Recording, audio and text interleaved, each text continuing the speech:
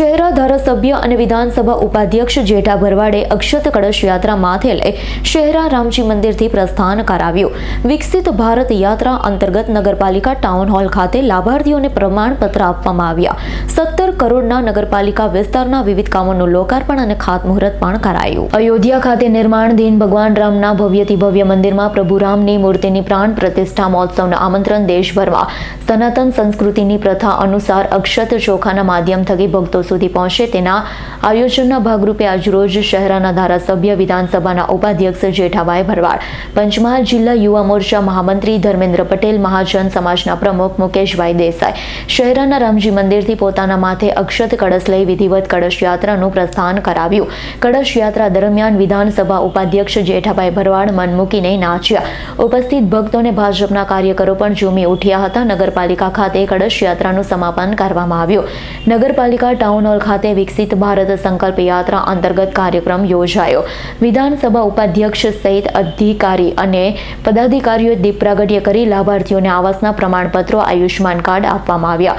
ઉપસ્થિત સૌને કેન્દ્ર સરકારની વિવિધ યોજનાઓની જાણકારી આપવામાં આવી હતી। નગરપાલિકાના ટાઉન હોલ ખાતે શહેરા નગરપાલિકા વિસ્તારના ₹17 કરોડના વિવિધ વિકાસના કામોનું લોકાર્પણ અને ખાતમુહૂર્ત વિધાનસભા ઉપાધ્યક્ષ જેઠાભાઈ ભરવાડના હસ્તે કરવામાં આવ્યું। કાર્યક્રમમાં વિધાનસભા ઉપાધ્યક્ષ જેઠાભાઈ ભરવાડે પોતાના પ્રાસંગિક ઉદ્બોધનમાં જણાવ્યું હતું, પીડીસી બેંકમાં બેરોજગાર માટે, અન્ય લોકો માટે લોન માટે યોજના લાભ લેવા અપીલ કરી હતી। કાર્યક્રમમાં શહેરા તાલુકા પંચાયત પ્રમુખ પુંજીબેન ચારણ, નગરપાલિકા પ્રમુખ રચના શાહ, પંચાયત આરોગ્ય સમિતિના ચેરમેન ભારતીબેન પટેલ, શહેરા વિધાનસભાના પ્રભારી પરેશ ચૌહાણ, જિલ્લા ભાજપ ઉપપ્રમુખ જિગ્નેશ પાઠક, શહેરા મામલેદાર ધર્મેન્દ્ર પટેલ, વીએચપીના સંયોજક દિનેશભાઈ બ્રહ્મક્ષત્રિય, નગરપાલિકા મુખ્ય અધિકારી તેજલ મધુઆ સહિતના અધિકારી, ભાજપના પદાધિકારી, કાર્યકરો હાજર રહ્યા હતા। ઉપસ્થિત તથા પાલિકાના ટાઉન હોલમાં જગ્યા પણ ઓછી પડી હતી। લોકો મંચ પર અને ટોલ હોલની બહાર ઉભેલા જોવા નજરે પડ્યા હતા। 22 તારીખે જે ભગવાન શ્રી રામ પોતાના ગૃહ પ્રવેશમાં જવાના છે ત્યારે આખા દેશની અંદર માનનીય દેશના વડાપ્રધાન શ્રી મોદી સાહેબે આહવાન કરેલ છે કે દરેકે પોતાના ઘરે દિવાળીના જેવો તહેવાર મનાવીને ઘેર ઘેર લાઇટિંગ કરીને દીવા કરીને ભગવાન શ્રી રામ પોતાના ગૃહ પ્રવેશ કરે એવી પ્રાર્થના કરવા માટે આજે આ મિટિંગનું આયોજન કરવામાં આવ્યું હતું। એની સાથે સાથે સેવા સેતુ કાર્યક્રમ હતો, એની સાથે ભારત વિકાસ યાત્રાનો પણ કાર્યક્રમ હતો।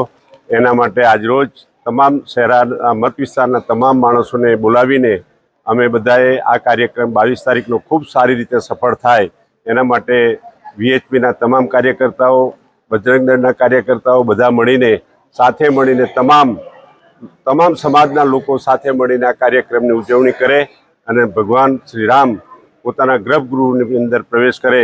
17 કરોડના કામો, ખાતમુહૂર્ત અને લોકાર્પણ, આજે નગરપાલિકાના કામોનું પણ આજરોજ લોકાર્પણ કરવામાં આવ્યું છે અને ખાતમુહૂર્ત પણ કરવામાં આવ્યું છે।